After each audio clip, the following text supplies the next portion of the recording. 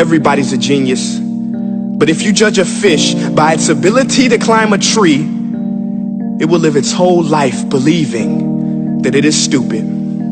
Ladies and gentlemen of the jury, today on trial we have modern day schooling. Glad you could come. Not only does he make fish climb trees, but also makes them climb down and do a 10-mile run. Tell me, school, are you proud of the things you've done?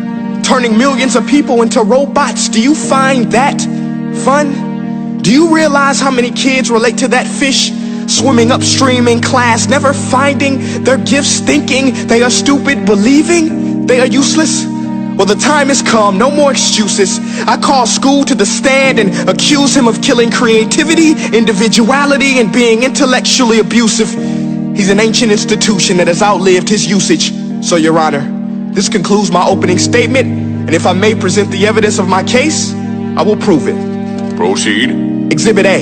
Here's a modern day phone. Recognize it? Here's a phone from 150 years ago. Big difference, right? Stay with me. Here's a car from today, and here's a car from 150 years ago. Big difference, right? Well, get this. Here's a classroom of today, and here's a class we used 150 years ago. Now, ain't that a shame? In literally more than a century, nothing has changed. Yet you claim to prepare students for the future? But with evidence like that, I must ask, do you prepare students for the future or the past?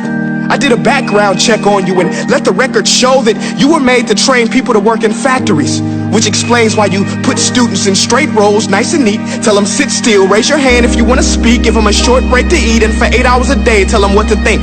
Oh, and make them compete to get an A, a letter which determines product quality, hence grade A of meat.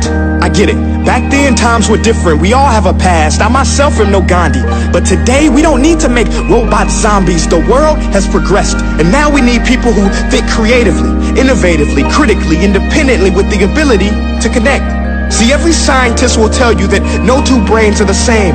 And every parent with 2 or more children will confirm that claim. So please explain why you treat students like cookie cutter frames or snapback hats, giving them this one-size-fits-all crap. Watch your language. Sorry, Your Honor, but if a doctor prescribed the exact same medicine to all of his patients, the results will be tragic. So many people would get sick, yet when it comes to school, this is exactly what happens. This educational malpractice, where one teacher stands in front of 20 kids, each one having different strengths, different needs, different gifts, different dreams, and you teach the same thing the same way? That's horrific. Ladies and gentlemen, the defendant should not be acquitted. This may be one of the worst criminal offenses ever to be committed. And let's mention the way you treat your employees. Objection. Overruled. I want to hear this. It's a shame. I mean, teachers have the most important job on the planet, yet they're underpaid? No wonder so many students are short-changed. Let's be honest. Teachers should earn just as much as doctors, because a doctor can do heart surgery and save the life of a kid. But a great teacher can reach the heart of that kid and allow him to truly live. See, teachers are heroes that often get blamed, but they're not the problem. They work in a system without many options or rights. Curriculums are created by policymakers, most of which have never taught a day in their life. Just obsessed with standardized tests. They think bubbling in a multiple choice question will determine success. That's outlandish.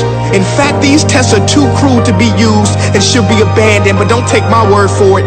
Take Frederick J. Kelly, the man who invented standardized testing, who said, and I quote, "These tests are too cruel to be used and should be abandoned." Ladies and gentlemen of the jury, if we continue down this road, the results will be lethal. I don't have much faith in school, but I do have faith in people. And if we can customize healthcare, cars, and Facebook pages, then it is our duty to do the same for education, to upgrade it, change it, do away with school spirit, because that's useless. Unless we're working to bring the spirit out of each and every student, that should be our task. No more Common Core. Instead, let's reach the core of every heart in every class. Sure, math is important, but no more than art or dance. Let's give every gift an equal chance. I know this sounds like a dream, but countries like Finland are doing impressive things.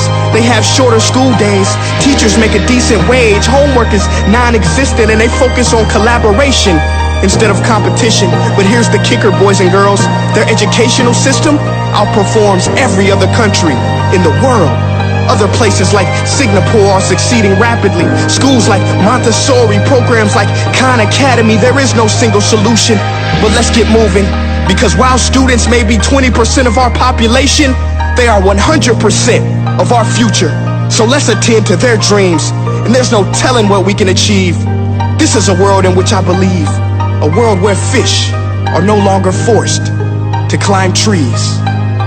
I'll rest my case.